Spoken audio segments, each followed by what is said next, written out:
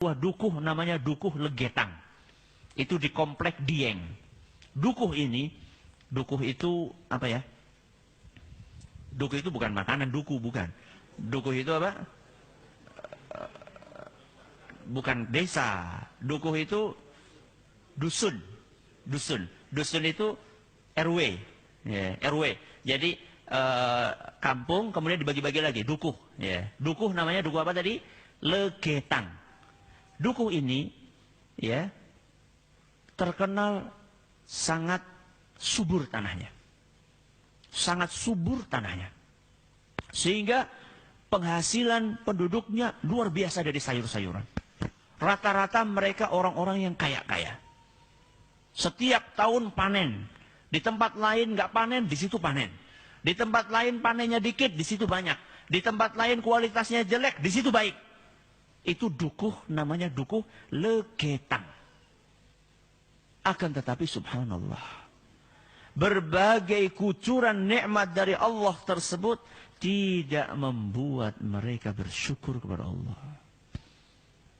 Semakin banyak dikasih nikmat, justru mereka semakin tenggelam di dalam maksiat kepada Allah.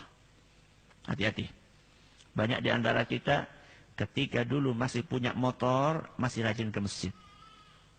Begitu dapat mobil, ke masjid mulai jarang. Ketika dapat kereta, nggak pernah ke masjid lagi. Ya, hati-hati. Orang-orang yang seperti itu, hati-hati. Makanya orang-orang dukuh Legetang, ketika mereka mendapatkan nikmat dari Allah, bukannya semakin taat kepada Allah, semakin banyak maksiat. Yang namanya judi, perzinaan, bahkan sampai zina dengan ibu mereka sendiri. Na'udzubillahi min dzalik. Dan setiap malam selalu mereka nanggap lengger.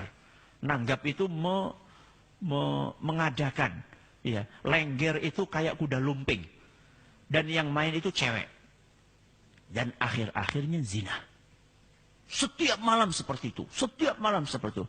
Sampai datang tanggal 17 April 1955. Berapa? 17 April 1955.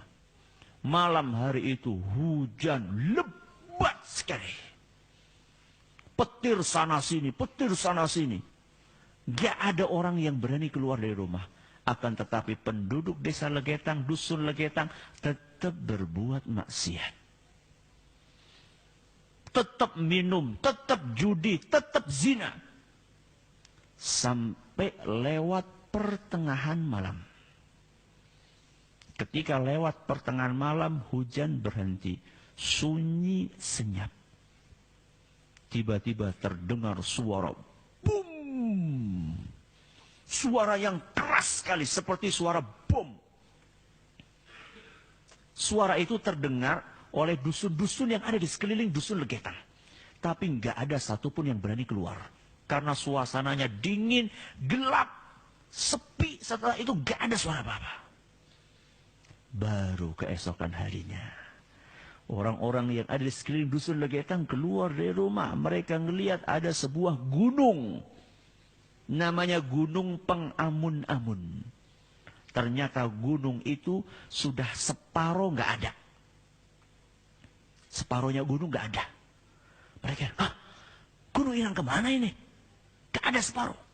Kemudian mereka lebih kaget lagi ketika gunung yang separuh itu sudah pindah di atas dusun Legetang. Bukan longsor. Kenapa bukan longsor?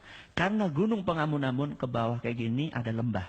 Ada lembah, kemudian di sini ada dusunnya. Lembah ini, sungai ini sama sekali tidak ada longsorannya. Berarti gunung itu diapain? Potong, diangkat. Siapa yang bisa ngangkat itu? Allah subhanahu wa ta'ala.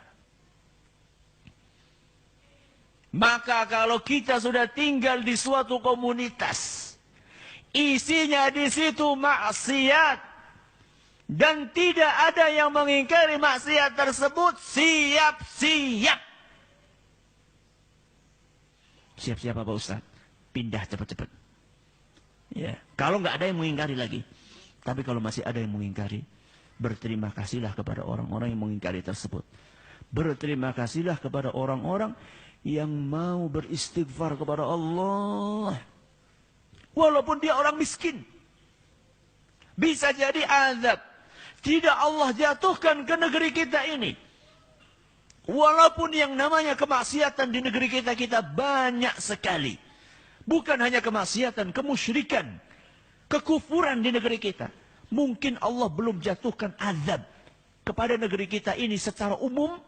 Mungkin karena ada di antara hamba-hamba Allah yang masih duduk bersimpuh, beristighfar kepada Allah, sehingga Allah belas kasihan kepada negeri kita.